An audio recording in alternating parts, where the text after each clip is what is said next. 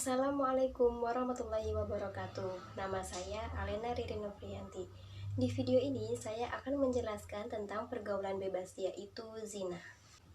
Sebab zina itu adalah pergaulan bebas, tidak ada batasan antara laki-laki dan perempuan sehingga mereka berkhalwat dan menimbulkan hawa nafsu. Setiap manusia diwajibkan untuk menjaga harga dirinya dan kehormatan mereka. Hal ini bisa dilakukan dengan cara menjauhi pergaulan bebas dan zina. Biasanya zina disebabkan karena pergaulan yang menyimpang.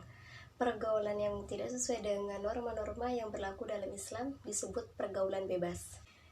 Pergaulan bebas termasuk perilaku yang tercela yang harus dihindari. Begitu juga bagi para remaja, harus juga dihindari.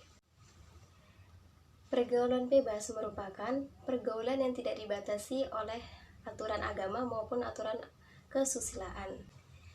Pergaulan bebas ini akan mendekatkan seseorang terhadap perbuatan zina.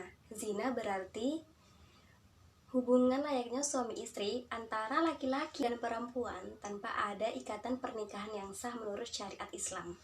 Zina merupakan puncak keharaman dan hukumnya juga haram.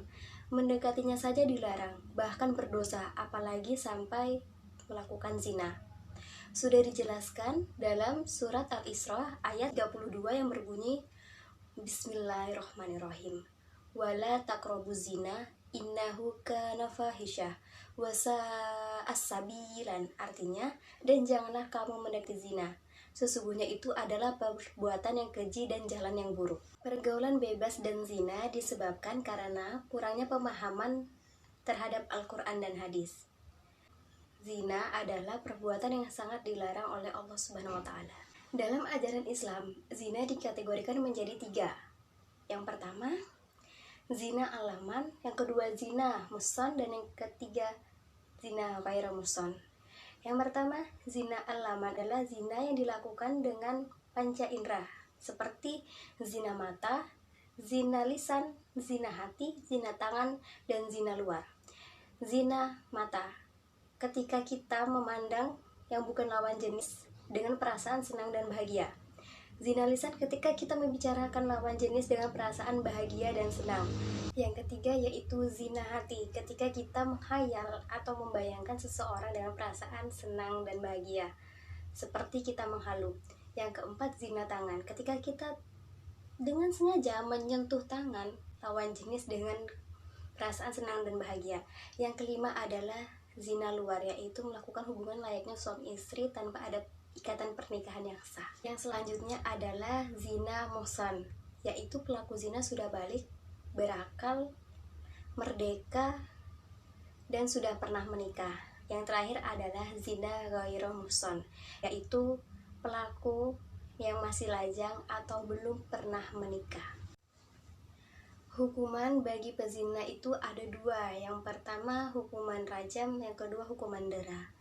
Yang pertama hukuman rajam. Hukuman rajam ini untuk kategori zina muhsan, yaitu sudah berakal, balik, merdeka, dan sudah pernah menikah, dengan cara dihukum, didera dan dirajam sebanyak 100 kali atau dilempari batu sederhana sampai ia meninggal.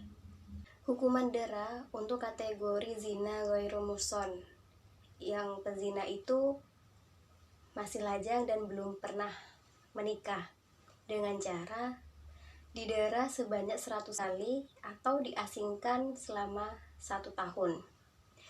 Bagi orang yang menuduh orang lain berzina, misalnya dia menuduh orang baik-baik melakukan zina, maka si pelaku penuduh itu mendapat hukuman didera sebanyak 80 kali. Perbuatan zina pastinya ada dampak atau akibat dari perbuatan yang keji itu. Yang pertama, merusak garis keturunan, yang membuat seseorang menjadi ragu terhadap nasib anak tersebut, apakah anak itu dari hasil keturunan atau dari hasil perzinaan. Yang selanjutnya, menimbulkan kegoncangan dan kegelisahan masyarakat akibat tidak terpeliharanya kehormatan. Betapa banyaknya kasus pembunuhan yang terjadi di dalam masyarakat yang disebabkan oleh masyarakat itu sendiri melakukan perzinaan. Selanjutnya adalah merusak ketenangan hidup rumah tangga. Ini disebabkan oleh anak atau keluarga dari sebuah rumah tangga tersebut melakukan perbuatan zina sehingga orang tua yang harus menanggung malu atau aib dari anaknya sendiri yang melakukan perbuatan itu. Maka hal ini dapat menyebabkan si orang tua akan merasa bersalah karena dia tidak dapat mendidik anaknya dengan baik sehingga anaknya bisa berbuat seperti itu atau pergaulan bebas dan melakukan zina. Yang selanjutnya adalah menghilangkan keindahan wajah. Sudah dijelaskan dalam hadis bahwa dosa berzina dapat menghilangkan keindahan wajah. Seseorang bisa saja terlihat cantik dengan make up yang menghiasi wajahnya. Namun, cahaya kecantikan tidak lagi dipancarkan oleh Sang Maha Pengasih. Seakan-akan wajah mereka ditutupi oleh kepingan-kepingan malam yang gelap gulita. Mereka itulah penghuni neraka dan mereka kekal di dalamnya. Quran Surat Yunus ayat 27. Yang selanjutnya adalah memutus rezeki.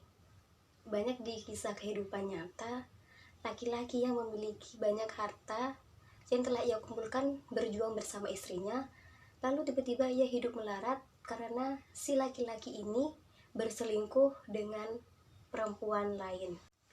Selanjutnya, membuat murka yang maha pemurah. Yang selanjutnya adalah kekal di neraka. Bagi mereka yang melakukan zina dengan santainya tidak mau bertobat kepada Allah Subhanahu wa taala, maka dia akan kekal di dalam neraka karena semasa hidupnya dia tidak memikirkan bagaimana dampak dari dia melakukan zina itu nantinya di akhirat. Jadi dia hanya memikirkan kesenangan duniawi yang dia dapat. Dia tidak sama sekali memikirkan dosa besar apa yang harus dia tanggung akibat dia melakukan perbuatan zina. Solusi untuk menghindar dari perbuatan zina.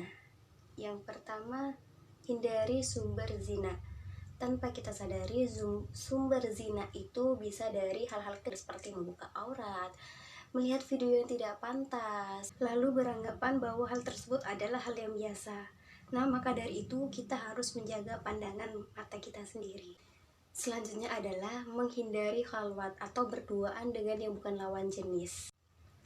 Janganlah untuk berduaan dengan yang lawan jenis. Kita harus mengerti batasan-batasan yang ada dalam Islam, bagaimana sih bergaul dengan yang lawan jenis. Selanjutnya adalah tinggalkan dosa yang dilakukan atau dosa zina. Kalau kita mengingat dosa-dosa yang kita lakukan itu adalah sebuah perbuatan yang sangat keji dan mendapat dosa yang besar, maka kita akan bisa terlepas daripada perbuatan zina karena kita akan terus dihantui dengan rasa bersalah. Selanjutnya adalah bertobat sebelum ajal menjemput atau bertobat nasuha. Jika kita masih dalam keadaan berzina lalu nyawa kita dicabut oleh malaikat Israel, maka tidak ada kesempatan untuk kita bertobat dan meminta ampun kepada Allah atas segala dosa-dosa yang telah kita perbuat. Sebelum itu semua terjadi, maka sebaiknya kita untuk bertobat, itu tobat nasuha, tobat dengan bersungguh-sungguh, bukan tobat karena keterpaksaan. Karena tobat yang dilakukan berdasarkan keterpaksaan, maka Allah tidak akan menerima tobat tersebut. Jika kita bertobat dengan ikhlas, dengan alasan karena takut dengan dosa-dosa yang kita lakukan, maka insya Allah tobat kita akan diterima oleh Allah. Sekian video tentang penjelasan pergaulan bebas dan zina, semoga membantu. Wassalamualaikum warahmatullahi wabarakatuh.